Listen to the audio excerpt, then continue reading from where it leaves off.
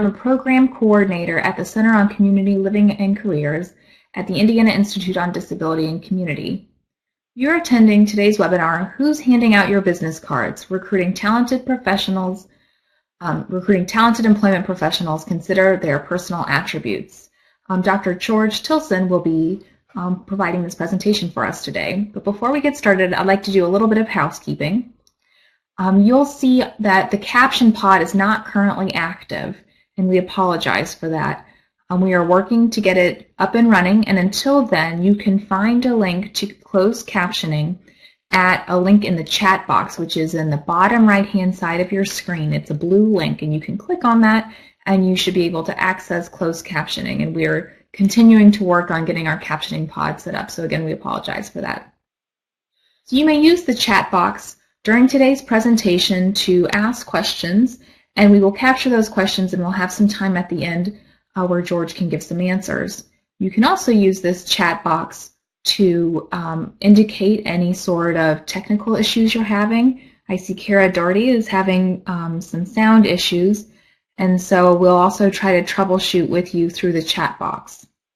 To the left of the chat box are files to download. You'll find the Check and Connect flyer for this whole series, as well as some handouts for today and a PDF version of today's presentation. And to the left of that is just our attendee list. So without further ado, I'd like to introduce Dr. Tilson. In a career spanning 40 years, Dr. Tilson has been a classroom leader, employment specialist, program evaluator, and project manager. In 1989, he was on a team that developed Marriott Foundation's Bridges from School to Work project, subsequently becoming its national director. The project initially served 20 youth with disabilities. Since that time, this number has grown to 20,000 young adults who are able to secure competitive, integrated employment in every industry sector. Currently, Dr. Tilson provides technical assistance to transition stakeholders nationally and internationally. He is the co-author to the popular book Working Relationships. For the University of Kansas, he is an instructor in the online graduate program specializing in transition and career development. And we are thrilled and very appreciative to have Dr. Tilson here today to share with us some of what he has learned through his research and years of experience and what we can do to recruit talented employment professionals. So George? Thank you, Maya. Hello, everybody, and thank you for taking the time to sit in on this presentation. I'd like to also thank the Center for sponsoring this webinar. So, to get us started, two hydrogen atoms meet. One says, "I've lost my electron." The other says, "Are you sure?" And the first replies, "Yes, I'm positive." Well, like these two hydrogen atoms, we're positive that your organization really strives to hire and retain the best possible staff to help the people you serve experience success in the job world. We also know that it's not an easy thing to accomplish. So, two friends were sitting in a kayak and they were chilly, so they lit a fire in the craft. Unsurprisingly, it sank, proving once again that you can't have your kayak and heat it too. Bada boom. In conducting job development to our customers, we know the challenge is to make the right job match, to help employers find employees who are a good fit for their business. The exact same thing applies to those of us who are seeking employment professionals who will be the right fit for our team. As the saying goes, it ain't easy, but it is possible. Can you imagine what kinds of challenges this supervisor is facing? I happened to see this note posted on a utility closet door at a diner where I was a customer. "If I find you hiding in this closet, you'll be on a 3-day suspension." Well, that sure makes me curious as to the background story here. Again, we're glad to have you with us. We know that the people viewing this webinar have different roles to play. Some of you are executives of your organizations. Some of you may be in the Human Resources Department. You may be a director or a manager with multiple responsibilities across different areas in your agency. And perhaps you're a supervisor of a team of employment professionals who provide direct service. Some of you may be among those employment professionals and serve as mentors to your colleagues. Whatever your job title, we know your organization has to do a number of things. Create job descriptions and position announcements for employment professionals, recruit and hire, orient and train, supervise, evaluate, support, and provide opportunities for these employees to further develop their skills, allowing them to be real assets to your organization and to advance in their careers. Excuse me. When it comes to finding the right people to fill an employment professional position, do you ever feel like you need to be a fortune teller with a crystal ball? It sure feels that way sometimes. Here's a little true or false quiz. Recruiting new direct service staff, for example, employment professionals, requires time and money. Of course, we know this is true. Here's another one. Hiring the wrong person for the job and having to let them go and then recruit again, otherwise known as turnover, does not require time or money. Well, false. In fact, quite the opposite. Any organization that employs people knows it's a high-cost item, filling positions and replacing staff. And in our line of work, there are people with disabilities who have many hopes and aspirations. They're depending on us to hire the kinds of staff who know what they're doing and thrive on doing their jobs well. Here's something to reflect on. Are good, fill in the blank, born or made? Teachers, doctors, artists, auto mechanics, employment specialists. Chances are you would ask for a definition of good, and you'd also likely say it's a combination of nature and nurture, innate trait and acquired knowledge. Which brings me to the next question. What distinguishes a competent employment professional from a truly awesome one? Well, we suggest that it's a combination of factors, what we call the mechanics and attributes. The mechanics are all those competencies you need in order to carry out the essential functions of the job. We've put these into 4 categories, which you'll see here. Assess the skills of the job seeker. These days we commonly refer to this as the discovery process. We need to create relationships with community employers. Without these partnerships, it's impossible to get ideas, contacts, and leads to job opportunities. We have to help to match a job seeker, let's call them candidates, with those opportunities, and then provide supports to the employee, but also to other people in their workplace, including supervisors and coworkers and even customers of that business. Under each of these categories are numerous tasks, steps, and actions that employment professionals have to be able to do in order to perform their job.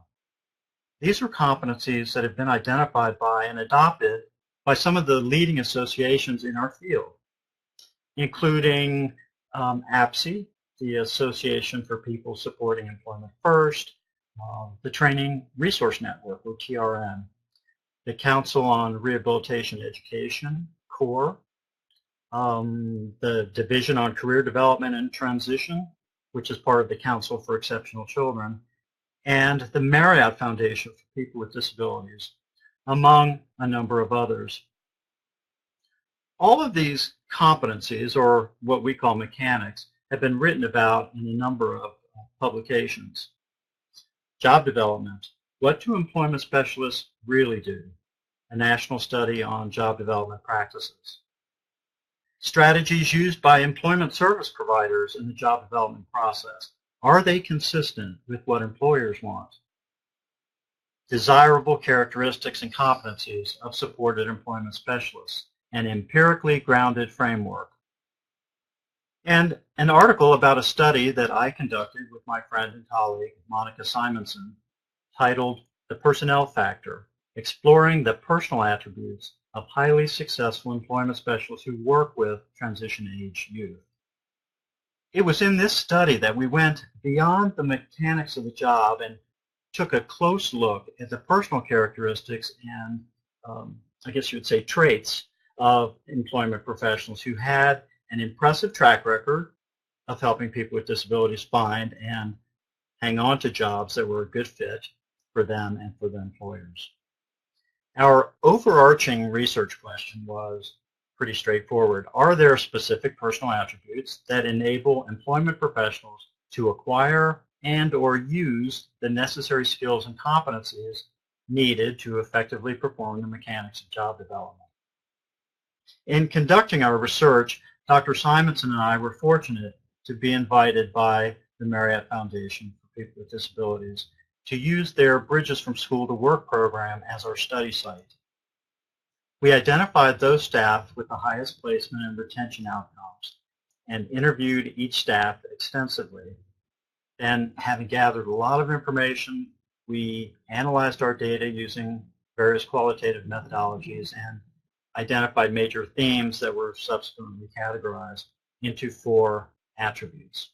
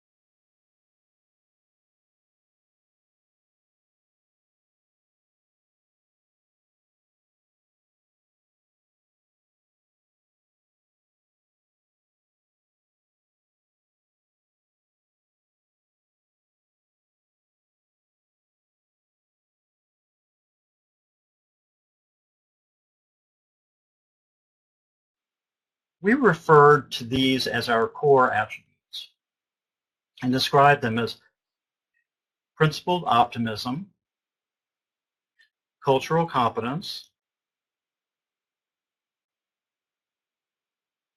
networking savvy, and business-oriented professionalism.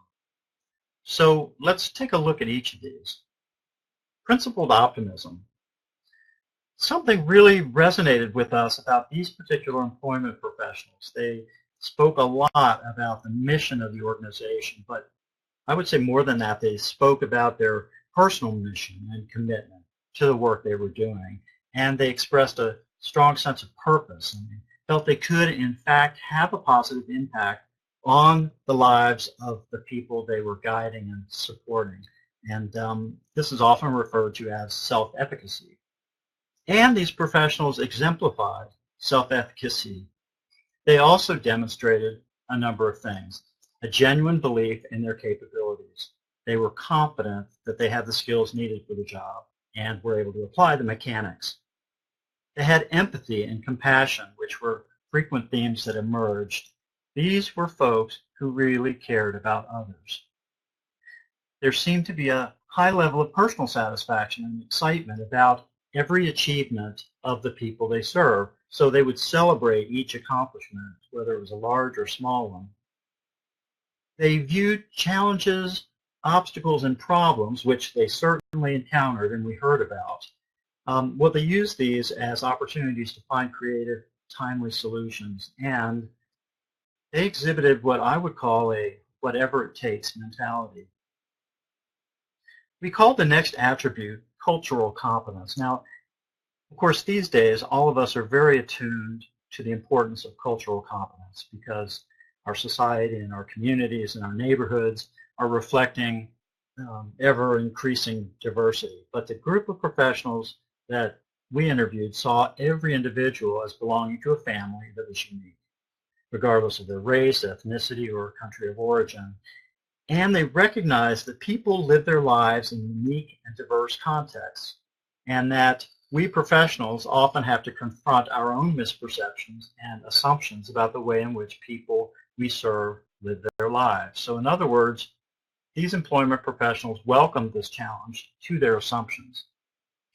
They possessed an awareness and appreciation of the many different life circumstances that can influence a person's family, which was essential if they were going to have open communications with the individual and the people close to them, and to establish, of course, trust and rapport. Again, cultural competence includes, but is not restricted to ethnicity, race, language, or country of origin. Every family, every individual in that family has its own culture. The third attribute was a fun one to name. We called it networking savvy. If the primary responsibility of an employment professional is to help job seekers find meaningful, competitive employment, they need to build and continually expand their network of business contacts. Okay, this makes a lot of sense. In addition to this, we know that the individuals we serve are often very isolated and many times disconnected from their communities. It's always very likely that they're going to face other life challenges beyond their disability, other life challenges for which they'll need assistance and resources.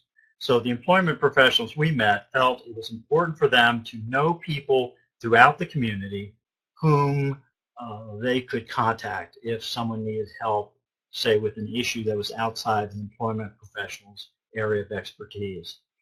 To do that, again, they had to be able to connect with people in the community who could assist, support, and or provide opportunities and resources.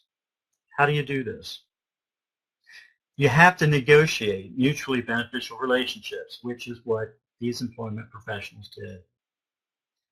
They were also active participants in business groups. For example, many of them attended Chamber of Commerce functions or other business and civic groups, and they actually volunteered for events, and several were even recruited to serve on boards of these business and civic organizations. And throughout our interviews, these professionals gave us many examples where they had collaborated with colleagues within their own program in order to get things done and done well. The fourth attribute was business-oriented professionalism. Well, what exactly do we mean by that? We know that in any occupation, people who excel are those who have a strong work ethic and a lot of drive and personal motivation. So we knew these employment professionals that we interviewed had these qualities. They were able to get the work done efficiently and effectively, but they also found some unique ways to manage the work in a way that suited their personal style. On top of that, they demonstrated a customer service mentality through their actions. If I was to describe these professionals, I would say they emulated the behavior of successful business people.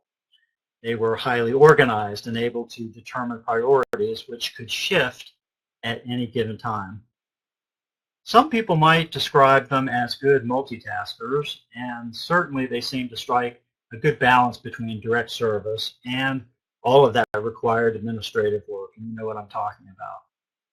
It seemed to us that while they viewed the process as important, how you get the work done, these professionals were first and foremost dedicated to achieving outcomes, good jobs for the people they serve, right? The more we thought about it, the more we thought our interviewees demonstrated an entrepreneurial spirit. It was almost as if they were business owners.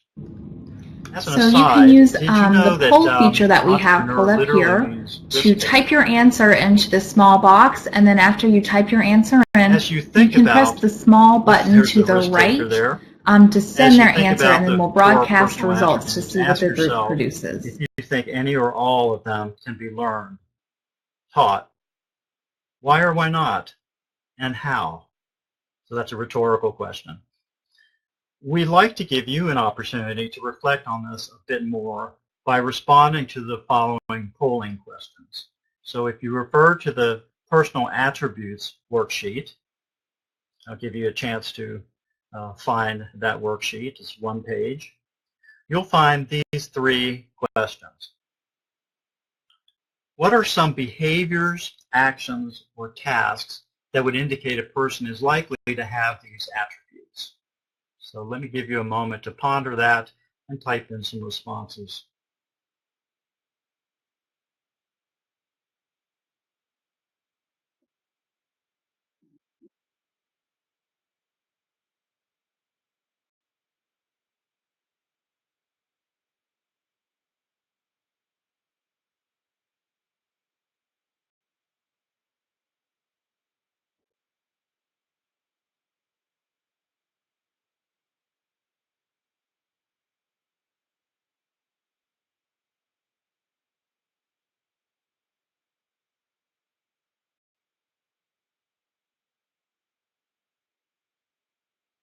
Ah, that's a good one. They're assertive and ask questions. Absolutely.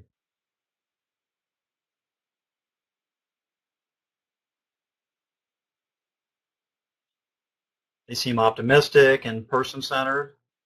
Oh, this is a good one. They seem to have a high self-esteem.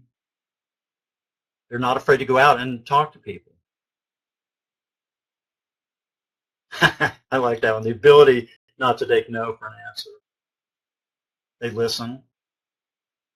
Yeah. So really important. Thank you for that. Let's move on to the next question, Maya. So can you come up with a non-traditional interview question that you could ask that might reveal something that indicates one of the 4 attributes? Give you some time to reflect and type in your responses. And I can grab a sip of water.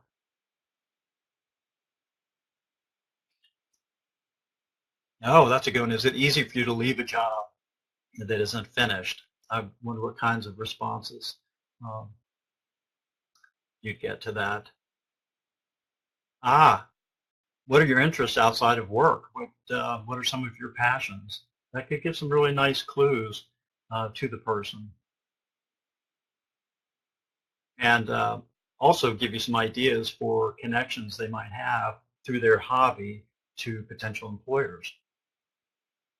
So give some examples of how you interact with family and friends.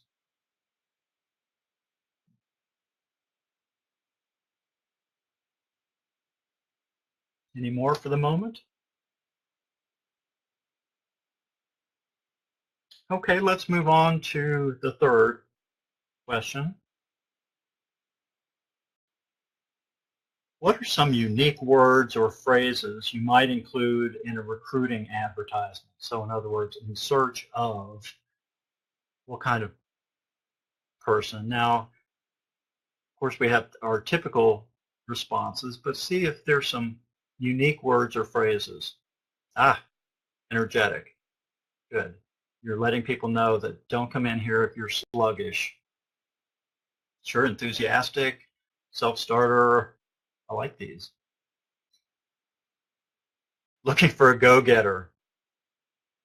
That's terrific.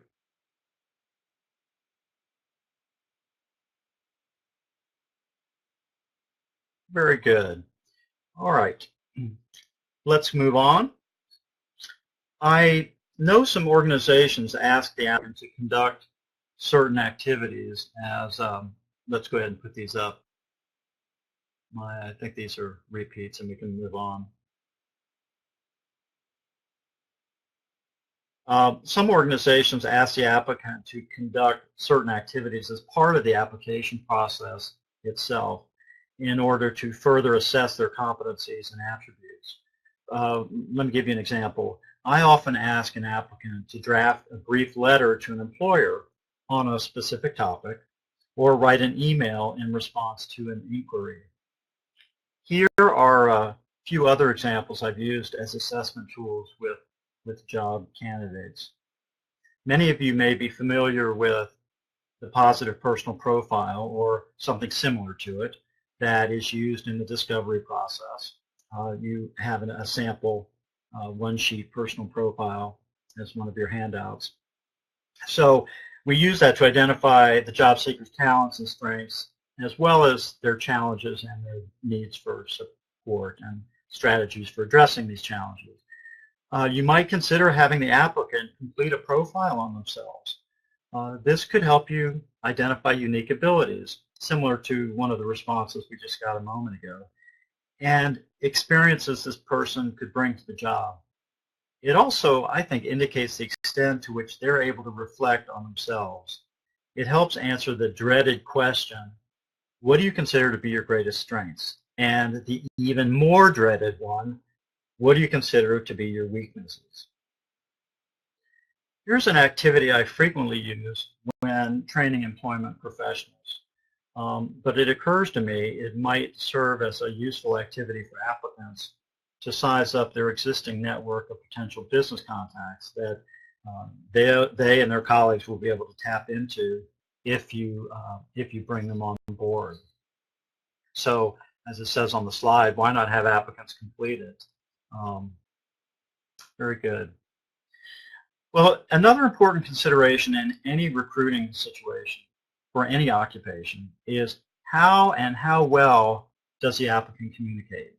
And earlier, you'll recall that I mentioned having the person apply for the position compose a letter and an email at the time they come in for their interview. And this would be an opportunity to get a feel for their written communication, certainly. And during the interview, you'll be able to also determine the extent to which they can give thoughtful and appropriate responses to your question and express those thoughts in a clear and succinct manner. You know, there are many communication style assessments out there, some commercially available and some at no cost. We won't cite any specific instruments here. However, you only need to Google communication style assessment and you'll see more options and tools than you could possibly use.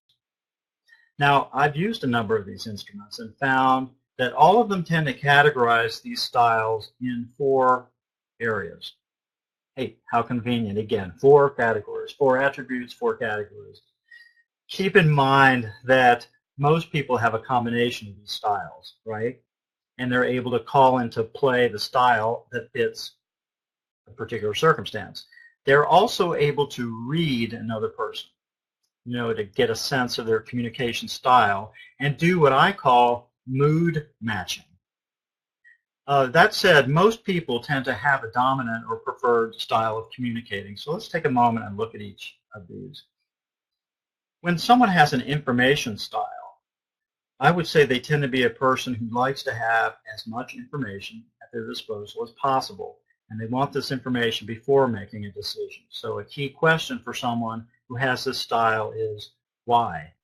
Why are we doing this? What is the rationale behind it? These are folks that thrive on accuracy and attention to detail. And this can be a fantastic asset to the employment professional job. For one thing, they tend to be great at handling the paperwork and the data management and all the administrative parts of the job. What's important to find out is, can the person also handle those inevitable times of stress and pressure and urgent last-minute demands that always come up? Given the nature of the job and the unique needs of the people we serve, crises and emergencies are always going to come up. Going clockwise, the outcome style refers to results and action. Pretty straightforward. A person with this style likes to get things done quickly and efficiently. I say they frequently ask, what needs to be done? And these are often the biggest risk takers because they're not afraid to jump in and try something. If they succeed, great. If they don't succeed, they just get back in the ring and they try something else. They don't tend to take things personally, and they're not afraid of conflict because they see conflict as an opportunity to address an issue and solve a problem. Now, others might bristle at a person who has this as a dominant style, but every good team needs someone who will step up to the plate and keep things moving. I think you know what I'm talking about. I would call the next one marketing style, one that focuses on promoting ideas. When someone with this style really believes in a task, a project, a new approach, or a new product, they're going to champion the cause and get others really excited about it. You could think of these people as the cheerleaders. Now, they don't necessarily want to be the ones to knuckle down and do the implementation of the idea, but they sure can sell it. And every effective group needs people with a marketing style who can generate buzz and get people energized. The fourth style, what I call the team style, pretty self-explanatory, is commonly demonstrated by people who are, I would say, the doers. Another word I've been using lately is they're the implementers. They love to work with other people to get things done. You might say they thrive on that excitement of accomplishing a task through collaboration and joint effort. The challenge for someone with this as their dominant style, well, look what style is across from theirs. You guessed it, and the one across from theirs is the outcome person. One isn't intimidated by conflict, and the other tries to avoid it whenever possible. So once again, every well-functioning organization or program must have people who have this style. We could do a lot of webinars just on the topic of communication style of employment professionals, but I'll summarize by saying that it's very useful for a manager to establish a team that has a balance. And this balance impacts trust and mutual respect and productive collaboration. Here's a fun way to make a point about communication. How you say something really does matter. I didn't say you stole my idea. I didn't say you stole my idea. I didn't say you stole my idea. I didn't say you stole my idea. I didn't say you stole my idea. I didn't say you stole my idea. I didn't say you stole my idea. I meant my concepts. When recruiting for top-notch employment professionals, it's also important to have every candidate meet different people on your team. Give your current direct service staff an opportunity to interact with the applicant and discuss their impressions with the person who will ultimately be making the hiring decision. After all, these are the people who are going to be, ultimately working alongside this new staff person. So when you look at this picture, I'll use this as an example. Do you immediately see two older gentlemen? How about the woman with the baby? Or the dog taking a nap in the street? That might also be the hand of one of the gentlemen.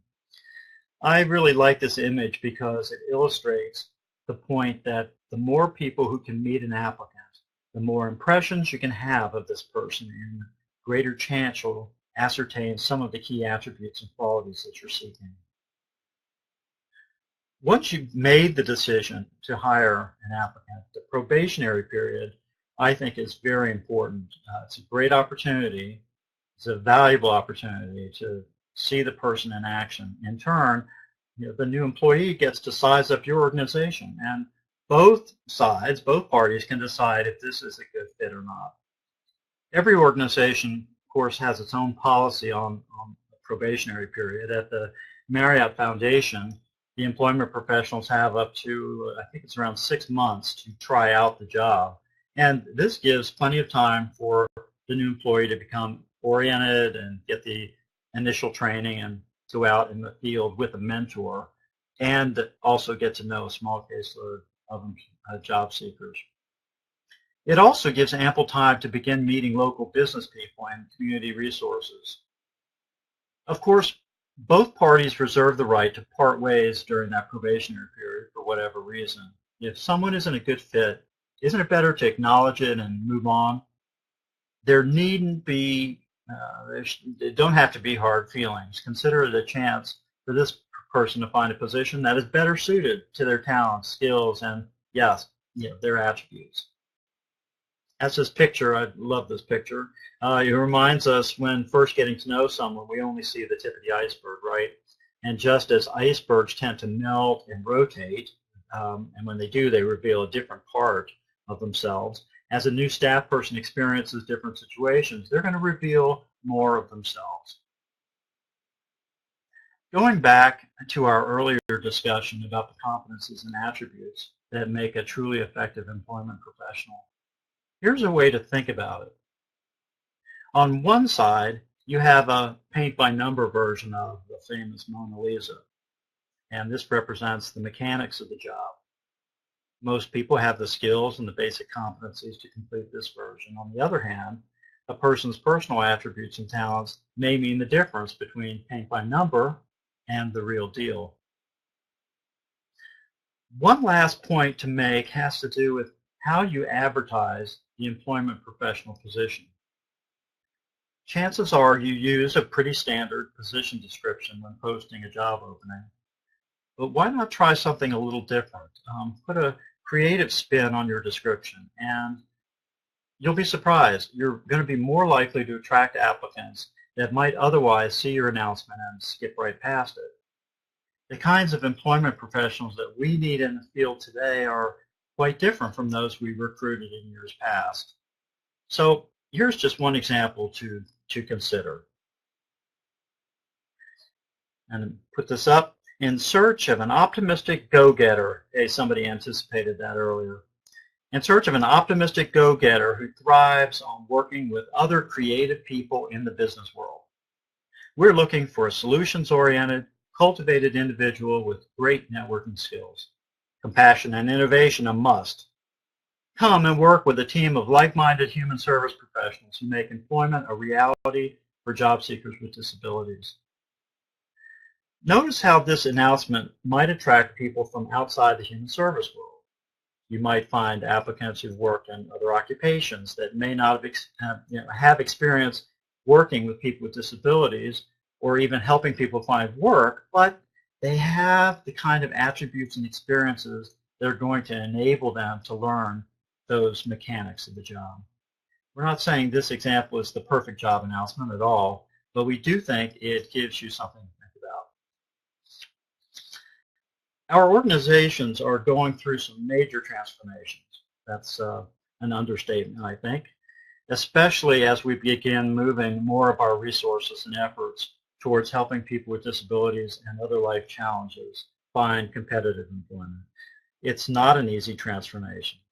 Think of the complicated interplay among people, policies, and practices within any organization. And then think about what happens when change is introduced. I happen to think it presents a golden opportunity to experiment and play with new approaches. And this is going to require staff who are willing to take risks and be creative problem solvers. Thanks very much, George. So folks, if you would like to type any questions or comments that you do have in the chat box, I will read them out loud as they come through so that the closed captioning can pick them up for everyone. Give up some of your valuable time. So we'll give folks just a minute to start typing. Webinar. Based on the feedback we've received from around the country, we're developing some recruitment tools that are based on the 4 attributes. So stay tuned as we begin to announce the availability of these materials. An added bonus, these resources will be released through Creative Commons, which allows anyone to use them and revise them as they wish at no cost, as long as the original source is acknowledged. So that wraps up our session today. We wish you all the best in your search for the best. So thanks very much. And now I think we're going to give an opportunity for any comments or questions people might have.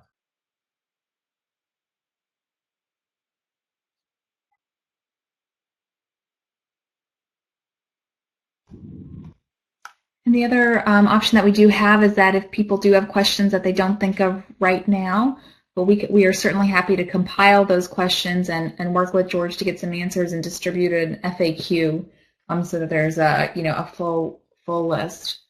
So I see some folks typing now.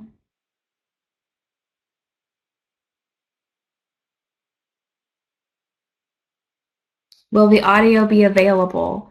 Yes, we will archive this webinar on the CCLC website.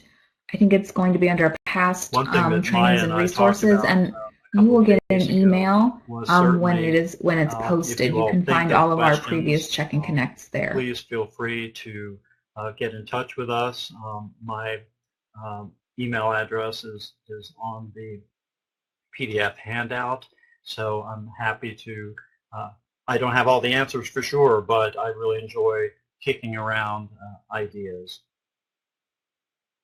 Yeah, I don't see anyone else entering in any questions. But George, if it's okay with you, would you mind sticking around for a few minutes in case anybody thinks of anything? Cool. Well, then I'd like to thank everyone very much for attending today's webinar, and I'd like to thank Dr. Tilson for taking time out of his day to share his experience and expertise. We're very, very appreciative.